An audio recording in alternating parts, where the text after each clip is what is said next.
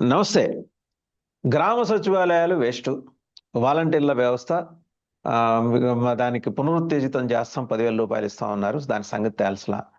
So Jaganmohan Reddy గ్రామ ward సచివాలయాలు పెట్టి ప్రభుత్వ ధనం దుర్వినియోగం చేశాడు. ఇది కూటమి పార్టీల ప్రధాన అభియోగం. ఇవాళ అవే గ్రామ సచివాలయాలు బేస్ క్యాంపులుగా మారాయి. ఎవరికి? ఈ రెవెన్యూ సిబ్బందికి. వాళ్ళు అక్కడి నుంచే తుఫాన్ సహాయక చర్యల్లో నిమగ్నం అవ్వాలని చెప్పి సాక్షాత్తు ఆంధ్రప్రదేశ్ ముఖ్యమంత్రి గౌరవ చంద్రబాబు నాయుడు గారు నిన్న జరిగిన సమీక్షా సమావేశంలో మాట్లాడారు. అంటే ఒక విజన్ గురించి, విజనరీస్ గురించి మనం తరచూ మాట్లాడుకుంటాం. రకరకాల కథలు, కథనాలు వింటూ వస్తున్నాం. చేసినవాడు, ఆ విజన్తో చేసినవాడు చెప్పుకోలేదు. అదేమీ చేయకుండానే వాటిని ఈరోజు పరిపూర్ణంగా వినియోగించేస్తుంది ప్రభుత్వం. దీని మీద పొలిటికల్ అనలిస్ట్ పురుషోత్తం రెడ్డి గారు మాట్లాడతారు. ప్రస్తుతం వారు మంత్రి ఉన్నారు. సార్ చూశారు కదా, 15,000 గ్రామ సచివాలయ భవనాలు నిర్మించాడు సార్ ఆయన పరిపాలనా కాలంలో. ఇదంతా వేస్ట్, దోచిపెట్టే కార్యక్రమం. అది వాళ్ళ అభియోగం అప్పట్లో. ఇవాళ దోచిపెట్టే కట్టిన భవనాల్లో భవనాలు కట్టేసి దోచుకున్నదంగా మరి ఆ భవనాలు కూడా అక్కడే ఉన్నాయి. అక్కడే బేస్ క్యాంపులు పెట్టమని ఆదేశించారు ముఖ్యమంత్రి గారు. అక్కడి నుంచి కోఆర్డినేట్ చేయమన్నారు సిబ్బందిని. చూశారు కదా. వాసుదేవన్ గారు, జగన్మోహన్ రెడ్డి గారి క్రెడిట్ ను జగన్మోహన్ రెడ్డి గారి కన్నా చంద్రబాబు గారు బాగా పెంచుతున్నాడు. ఇందుకు జగన్మోహన్ రెడ్డి గారు చంద్రబాబు గారికి థ్యాంక్స్ చెప్పాలి. వాళ్ళు చేసుకోలేకపోయినారు పని. ఉదాహరణ చూడండి, 17 మెడికల్ కాలేజీలు జిల్లా కోటి జగన్ గారు చెప్పినట్టు ఎవరూ ఇలా ఏందో ఆయన చెప్పుకుంటున్నాడు అనుకున్నారు. ఎప్పుడైతే ప్రైవేటీకరణ అన్నాడో ఆ 17 మెడికల్ కాలేజ్ విలువ ఈ రోజు సమాజానికి తెలిసి కోట్లాది మంది సంతకాలు పెట్టడం, అన్ని పార్టీలు కలవడం ముందుకు వస్తున్నాయి.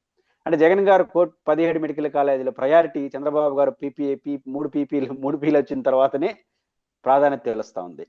2, జగన్మోహన్ రెడ్డి గారి యొక్క పాలనలో తీసుకొచ్చిన ముఖ్యమైన మార్పు ఈ సర్వేలు, భూ సమగ్ర సర్వేలు, ల్యాండ్ టైటిల్ యాక్ట్.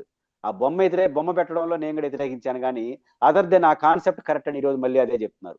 చివరకు ఉద్యోగస్తుల పెన్షన్స్ లో జగన్మోహన్ రెడ్డి తీసుకున్న గ్యారంటీ పెన్షన్ స్కీమ్, జీపీఎస్ తప్ప ఇంకో మార్గం లేదని నిర్ణయానికి మళ్ళీ మెల్లిగా వస్తున్నారు.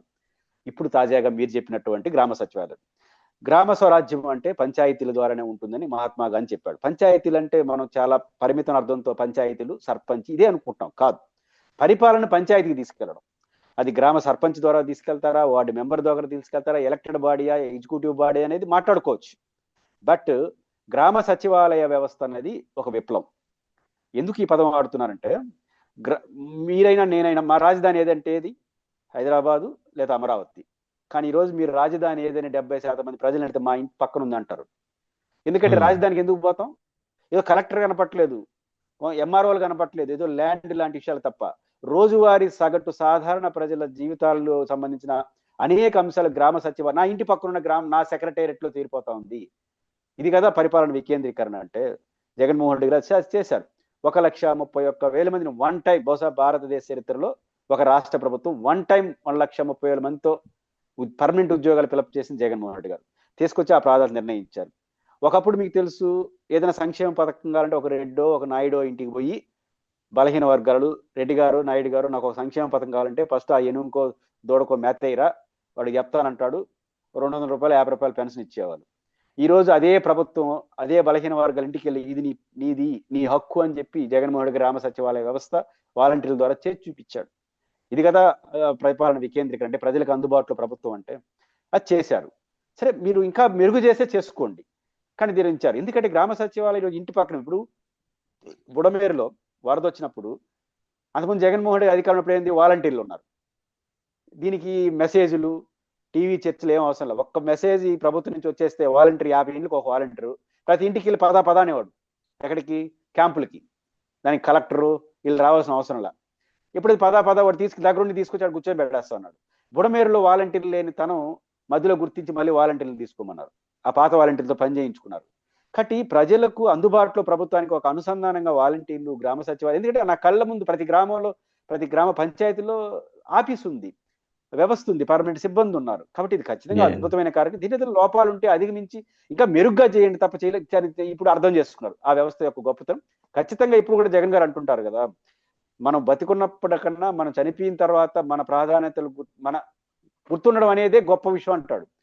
ఇప్పుడు జగన్మోహన్ రెడ్డి గారి పరిపాలన కన్నా, పరిపాలించిన రోజుకైనా పరిపాలన పోయిన తర్వాత వేరే వాళ్ళు వచ్చి దాన్ని గుర్తు చేస్తా ఉంటే జగన్ గారి క్రెడిబిలిటీ పెరుగుతా ఉంది. కాబట్టి అంటే ఈ ఇంకా విషయంలో చంద్రబాబు నాయుడు గారికి ఈయన చెప్పాలి. మర్చిపోతున్నాడే కానీ ప్రతిరోజు వాళ్ళు గుర్తు చేస్తానే ఉన్నారు. ఇప్పుడు జగన్మోహన్ రెడ్డి గారిని వారు గుర్తు చేసినట్టుగా జగన్ గారు 5 ఏళ్ళు గుర్తు చేయలేకపోయినాడు. సమస్య ఏంటంటే వాళ్ళు గుర్తు చేయలేకపోయి ఈయన మాత్రం గుర్తు చేస్తున్నాడు. అందుకు చంద్రబాబు నాయుడు గారికి చాలా అభినందన. స్పష్టంగా చెప్పారు సార్ ముఖ్యమంత్రి గారు నిన్న. గ్రామ సచివాలయాలు, వార్డు సచివాలయాల్ని బేస్ క్యాంపులుగా చేసుకోండి. 3,000 జనరేటర్లు వాటి దగ్గర పెట్టించండి అన్నారు. ఎందుకు పెట్టి? ఆ లొకేషన్ ఉంది కాబట్టి పెట్టించమన్నాడు ఆయన. అక్కడి నుంచి పైన మైక్ సెట్లు అక్కడ పెట్టి వార్నింగ్ సెంటర్ గా కూడా, అలర్ట్ సెంటర్ గా కూడా పెట్టారు. వార్నింగ్ అలర్ట్ సెంటర్ గా కూడా. అసలు నిజానికి ఆ వాలంటీర్ వ్యవస్థ ఉంటే మైక్ సెట్లే పని లేదు. ఆ వాలంటీర్లు ఉంటే 50 ఏళ్ళకి ఒకరు ఉంటారు. మైక్ సెట్ ఎందుకు? వాడే దగ్గర ఉండి తీసుకొని వచ్చి వదిలేస్తాడు. అధికారులు ఉంటే ఈ మైక్ సెట్లు ప్రాబ్లం లేదు, ఈ డీజిల్ సమస్య లేదు, ఏమీ లేదు. ఈ ఖర్చు కూడా అయ్యిండదు అది వాళ్ళు కూర్చుంటే. కాబట్టి ఇప్పుడు ఉదాహరణ మీరు చూడండి, నిరుద్యోగ భృతి ఎంత? 3,000 ఇస్తారన్నాడు. జగన్ గారు ఏం చేసినాడు? ఇంకొక 2,000 అదనంగా ఇచ్చి 3 లక్షల మంది వాలంటీర్లకు ఇచ్చి, నిరుద్యోగ భృతి 3,000 ఇచ్చేసి నీ పని నువ్వు చేసుకోరా అనే దానికన్నా ఇంకొక 2,000 అదనంగా ఇచ్చి వాళ్ళకి సామాజిక బాధ్యతలో భాగస్వామ్యం కల్పించి ఒక 3-4 లక్షల మంది నిరుద్యోగులకు భృతి ఇచ్చినట్టేగా. అంతే. 3,000 ఇచ్చేసి మీ పన్ను 3,000 నిరుద్యోగ భృతి అంటే నీ హక్కు, జోబులో తీసుకోపోతుంటావు పెన్షన్ లాగా. కానీ ఈయన ఇంకొక 2,000 అదనంగా ఇచ్చి వాళ్ళతో పని చేయించినాడు. అంటే జగన్మోహన్ రెడ్డి గారి ప్రణాళికలు బాగున్నాయి, బట్ మిస్ఫైర్ అయ్యి వాళ్ళు సరిగ్గా అడ్మినిస్ట్రేషన్ సరిగ్గా చెప్పుకోలేక వీళ్ళు ఎక్కువ చెప్పేసి వచ్చింది. బట్ ఎన్ని రోజులు ఉంటుంది ఈ గ్యాప్? ఈ రోజు రియాలిటీ కనపడేసరికి జగన్ అన్ని చోట్ల కనపడుతున్నాడు. Right sir. Thank you very much Purushottam Reddy గారు.